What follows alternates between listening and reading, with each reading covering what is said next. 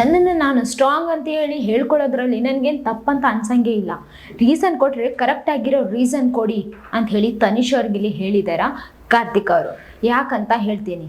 ಈ ಒಂದು big boss ಮನೆಯಲ್ಲಿ ಬಿಗ್ ಬಾಸ್ ಅವರು ಕ್ಯಾಪ್ಟನ್ ಅವ್ರಿಗೆ ಹೇಳಿದಾರ ಏನಂತಂದ್ರೆ, ಈ ಒಂದು ಟಾಸ್ಕನ್ನು ಆಡೋದಕ್ಕೆ ಯಾರು ಅರ್ಹರಲ್ಲ ಅವ್ರನ್ನ ತೆಗೀರಿ ಅಂತ ಹೇಳಿದಾರಲ್ವ. ಈ ಒಂದು ಇದಕ್ಕೆ ಅವರು ಹೆಸರು ತೊಗೊಂಡಿದ್ದಾರೆ. ಯಾರ್ಯಾರ್ದಂತಂದರೆ ತುಕಾಲಿ ಅವ್ರದ್ದು ಹೆಸರು ತೊಗೊಂಡಿದ್ದಾರೆ ಮತ್ತು ಕಾರ್ತಿಕ್ ಅವ್ರ ಹೆಸರು ತೊಗೊಂಡಿದ್ದಾರೆ. ಈಗ ಆಟ ಅಂತ ಹೇಳಿ ಬಂದಾಗ ಆತುರದಲ್ಲಿ ಆಡ್ತಾರೆ ಅವರು. ಆಮೇಲೆ ನನ್ನಿಂದನೇ ಆಗಿದೆ ಆಟ ಅಂತ ಹೇಳಿ ಅಂದ್ಕೊಳ್ತಾರೆ ಅವರು. ಆದರೆ ಅದು ಎಷ್ಟೋ ಸಲ ಉಲ್ಟಾ ಹೊಡೆದಿರೋದು ಕೂಡ ನಾವು ನೋಡಿದ್ದೀವಿ ಅಂತ ಹೇಳಿ ತನಿಷ್ ಅವರು ರೀಸನ್ ಕೊಟ್ಟಿದ್ದಾರೆ.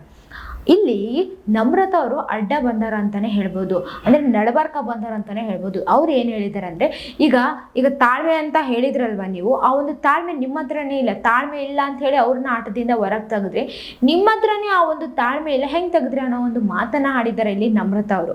ಆಮೇಲೆ ಕಾರ್ತಿಕ್ ಅವರು ಮತ್ತೆ ತಿರುಗೇಟು ಕೊಟ್ಟಿದ್ದಾರೆ ತನಿಷ್ ಅವ್ರಿಗೆ. ಏನಂತಂದರೆ, ನಾನು ಸ್ಟ್ರಾಂಗ್ ಅಂತೇಳಿ ಅನ್ಕೊಳ್ಳೋದ್ರಲ್ಲಿ ತಪ್ಪಿಲ್ಲ, ಅದೇನು ತಪ್ಪಂತ ಅನ್ಸಂಗಿಲ್ಲ ನನ್ಗೆ. ಆಮೇಲೆ ರೀಸನ್ ಕೊಟ್ಟರೆ ಕರೆಕ್ಟಾಗಿರೋ ರೀಸನ್ ಕೊಡಿ ಅಂಥೇಳಿ ಇಲ್ಲಿ ಮಾತಿಗೆ ತಿರುಗೇಟು ಕೊಟ್ಟಿದ್ದಾರೆ ಅಂತಲೇ ಹೇಳ್ಬೋದು. ಇವರಿಬ್ಬರ ಸಂಬಂಧ ಕೂಡ ಮತ್ತೆ ಮುರಿದೋಗ್ಬಿಡ್ತದೇನೋ ಅನ್ನೋ ಒಂದು ಸಿಚುವೇಶನ್ ಕೂಡ ಇಲ್ಲಿ ಬಂದಿದೆ ಅಂತಲೇ ಹೇಳ್ಬೋದು. ಈಗಾಗಲೇ ಸಂಗೀತ ಅವ್ರದ್ದು ಕಾರ್ತಿಕ್ ಅವ್ರದ್ದು ಸಂಬಂಧ ಮುರಿದೋಗಿದೆ ಅಂತಲೇ ಹೇಳ್ಬೋದು. ಯಾಕಂತಂದರೆ ಅವರು ಫಸ್ಟಿನ ಥರನೇ ಇಲ್ಲ, ಫ್ರೆಂಡ್ಸ್ ಥರನೂ ಇಲ್ಲ, ಏನು ಕೂಡ ಮಾತೇ ಆಡ್ತಾ ಇಲ್ಲ ಅಂತಲೇ ಹೇಳ್ಬೋದು. ಜಸ್ಟ್ ಏನು ಅಷ್ಟೇ ಆಯಿತು, ಏನು ಹಾಯ್ ಬಾಯ್ ಅಂತ ಹೇಳ್ತಾರಲ್ವ, ಅದೇ ಥರ ಆಗಿದೆ ಈ ಒಂದು ಬಿಗ್ ಬಾಸ್ ಮನೆಯಲ್ಲಿ ಅಂತಲೇ ಹೇಳ್ಬೋದು. ಈಗ ತನಿಷ್ ಅವ್ರೀಗ ಕ್ಯಾಪ್ಟನ್ ಆಗಿದ್ದಾರಲ್ವ, ಅವ್ರ ಜವಾಬ್ದಾರಿನ ಅವ್ರು ನಿಭಾಯಿಸ್ಬೇಕು. ಆದರೆ ಇಲ್ಲಿ ಅವ್ರಿಗೆ ಬಂದಿರೋ ಒಂದು ಜವಾಬ್ದಾರಿನ ನಿಭಾಯಿಸಕ್ಕೆ ಹೋಗಿ ಇಲ್ಲಿ ಫ್ರೆಂಡನ್ನ ಕಳ್ಕೊಂಡ್ರೇನೋ ಅಂತ ಹೇಳಿ ಅನ್ಸಕತ್ತದ. ನೋಡೋಣ ಏನಾಗುತ್ತೆ ಅಂತ ಹೇಳಿ. ಆದರೆ ಇಲ್ಲಿ ನಮ್ರತಾ ಅವರು ನಡ್ಬರ್ಕ ಬರಬಾರ್ದಾಗಿತ್ತೇನೋ ಅಂತ ಅನ್ನಿಸ್ತಿದೆ ನನಗೆ ಪರ್ಸ್ನಲ್ ಆಗಿ. ಯಾಕಂತಂದರೆ ಈಗ ಅವರಿಗೆ ಬಂದಿರೋ ರೀಸನ್, ಅವ್ರಿಗೆ ಇಷ್ಟ ಆಗಿರೋ ರೀಸನ್, ಅವ್ರಿಗೆ ಏನು ಅನಿಸಿದೇನೋ ಅದನ್ನು ಕರೆಕ್ಟಾಗಿ ಏನು ಕಂಡಿದ್ದಾರೋ ಅದನ್ನು ತನಿಷ್ ಅವರು ರೀಸನ್ ಆಗಿ ಕೊಟ್ಟಿದ್ದಾರೆ.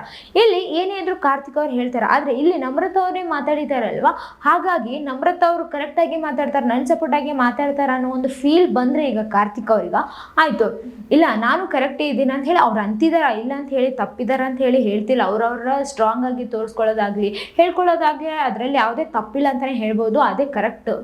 ಆದರೆ ಇಲ್ಲಿ ಈ ಥರ ಒಬ್ಬರು ಹೇಳಿದಾಗ ಇಬ್ಬರು ನಮ್ಮ ಮಧ್ಯೆ ಇದ್ದಿದ್ದ ಫ್ರೆಂಡ್ಶಿಪ್ಪು ಹಾಳಾಗ್ತದೆ ಅಂತಲೇ ಹೇಳ್ಬೋದು. ಅಂದರೆ ಮನಸ್ತಾಪ ಜಾಸ್ತಿ ಬರ್ತದೆ ಇಲ್ಲಿ. ತನಿಷಾ ಮತ್ತು ಕಾರ್ತಿಕ್ ಅವರು ಇದರಿಂದ ದೂರನೇ ಆಗ್ಬೋದಾ, ಒಂದಾಗ್ಬೋದಾ, ಕಾದು ನೋಡೋಣ ಏನೇನಾಗುತ್ತೆ ಅಂತ ಹೇಳಿ. ಯಾಕಂತಂದರೆ ಎಷ್ಟೋ ಸಲ ಜಗಳ ಆಡಿದ್ರು ಕೂಡ ತನಿಷಾ ಅವರು ಆಟ ಅಂತ ಹೇಳಿಬಿಟ್ಟು ಮತ್ತೆ ಫ್ರೆಂಡ್ಸ್ ಆಗಿದ್ರು ಅವರು, ನಾವು ಅವಾಗೆಲ್ಲ ನೋಡಿದಾಗ. ಆದರೆ ಈಗ ಫಿನಾಲೆ ಹತ್ರ ಬರಕತ್ತದ, ಆಯ್ತು ಇನ್ನೇನು ಒಂದೇ ತಿಂಗಳ ಆದ. ಆದರೆ ಇವಾಗ ಅಸಲಿ ಆಟ ಸ್ಟಾರ್ಟ್ ಆಗಿದೆ ಅಂತಲೇ ಹೇಳ್ಬೋದು. ಏನೇ ಫ್ರೆಂಡ್ಶಿಪ್ ಇರಲಿ, ಏನೇ ಶತ್ರುತ್ವ ಇರಲಿ, ಇವಾಗ ಅಸಲಿ ಆಟ ಕಾಣಿಸ್ತದೆ, ಎಲ್ಲರ ಮುಖ ಹೊರಗೆ ಬರ್ತದ ಅಂತಲೇ ಹೇಳ್ಬೋದು. ಸೊ ಕಾದು ನೋಡೋಣ ಏನೇನಾಗುತ್ತೆ ಅಂಥೇಳಿ. ಇದೇ ಥರ ಮತ್ತಷ್ಟು ವಿಡಿಯೋಸ್ಗಾಗಿ ನಮ್ಮ ಚಾನಲನ್ನು ಲೈಕ್ ಮಾಡಿ, ಶೇರ್ ಮಾಡಿ, ಸಬ್ಸ್ಕ್ರೈಬ್ ಆಗಿ. Thank you.